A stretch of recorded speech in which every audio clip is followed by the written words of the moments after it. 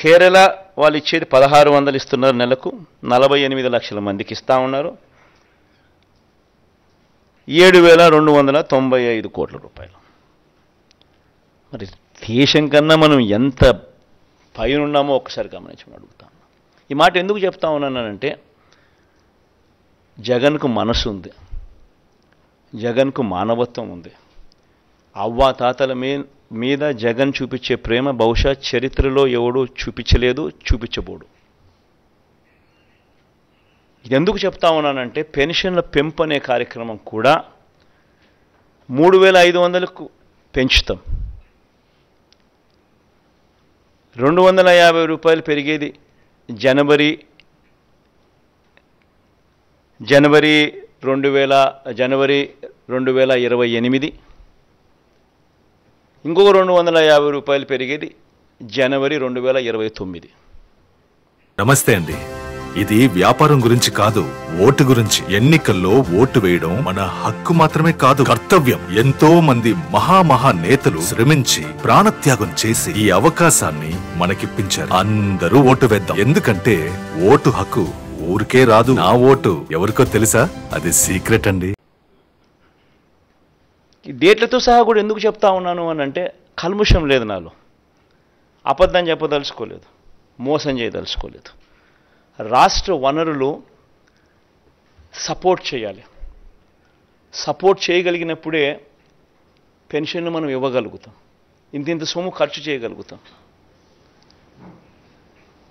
లేకపోతే చేయని కూడా చేయలేం. 250 రూపాయలు పెరిగింది అని అంటే దాదాపుగా దాని కాస్ట్ 2,000 కోట్ల రూపాయలు పైచిలుకు పడుతుంది. మరో 250 కోట్లు పెరిగిందంటే దాని కాస్ట్ 4,000 కోట్లకు పెరుగుతుంది సంవత్సరానికి, ప్రతి సంవత్సరం.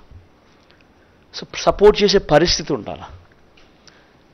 కుదుటపడి ఇప్పుడు చేస్తూ ఉన్న పథకాలతో రాష్ట్ర బడ్జెట్ కుదుటపడి మళ్ళీ కొద్దో గొప్ప వెసులుబాటు మళ్ళీ వచ్చి, ఆ కొద్దో గొప్ప వెసులుబాటును మళ్ళీ నేను అవ్వాతాతల మీద ప్రేమ చూపించే విషయంలో కొంచెం మళ్ళీ డిస్ట్రిబ్యూట్ చేసే పరిస్థితి వచ్చేది ఎప్పుడు అని అంటే, అది లాస్ట్ 2 ఇయర్స్లో మాత్రమే వచ్చే పరిస్థితి కనిపిస్తూ ఉంది. కాబట్టి ఈ నెంబర్స్ కూడా అప్పుడు ఇస్తాను అని చెప్పి కూడా ఖచ్చితంగా చెప్తా ఉండా.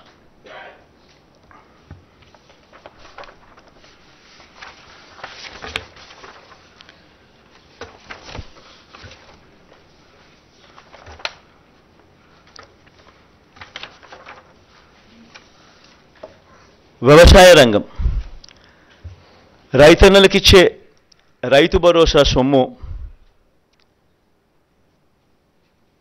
ఇప్పటికే మేనిఫెస్టోలో ఈ 2019లో మనం చెప్పిన మేనిఫెస్టోలో రైతన్నలకు 50,000 రూపాయలు ఇస్తాము 5 సంవత్సరాలలో అని చెప్పి రైతన్నలకు 67,500 ఇవ్వగలిగాం దేవుడి దయతో.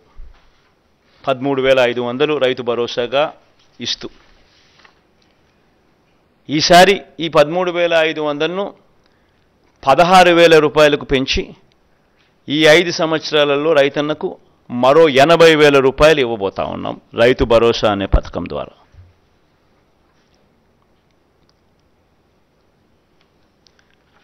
దీనివల్ల 5 ఏళ్లలో రైతుల సంక్షేమం కోసం దాదాపుగా 53 లక్షల మంది రైతన్నలకు దీనివల్ల మంచి జరుగుతుంది. ఇప్పుడు జరుగుతూ ఉన్నట్టుగానే ఈ కార్యక్రమం కొనసాగుతుంది. సాగే ఈ కార్యక్రమం 13,500 నుంచి 16,000కు పెంచి ఇవ్వడం జరుగుతుంది. ఇప్పుడు ఇస్తూ ఉన్నట్టుగానే 3 దఫాల్లో సంవత్సరానికి, ప్రతి సంవత్సరం 3 దఫాలుగా ఇప్పుడు ఇస్తా అన్నట్టుగానే జరుగుతుంది. పంట వేసే సమయంలో, పంట కటింగ్ సమయంలో, మళ్ళా సంక్రాంతి సమయంలో అదే మాదిరిగానే జరుగుతుంది.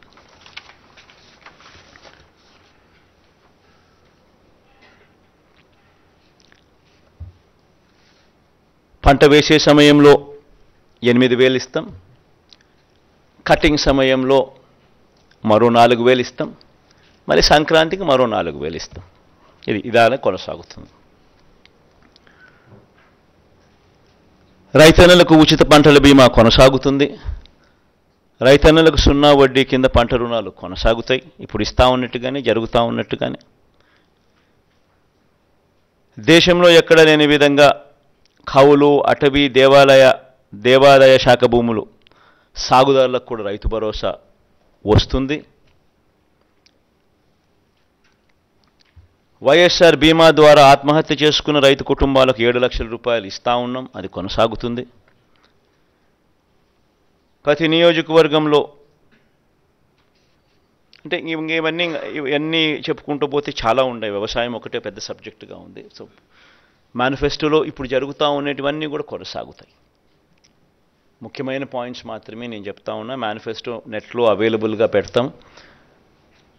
ఎవరైనా కూడా నెట్లో పూర్తిగా సమగ్రంగా కూడా చూసుకునే అవకాశం ఎవరికైనా ఉంటుంది.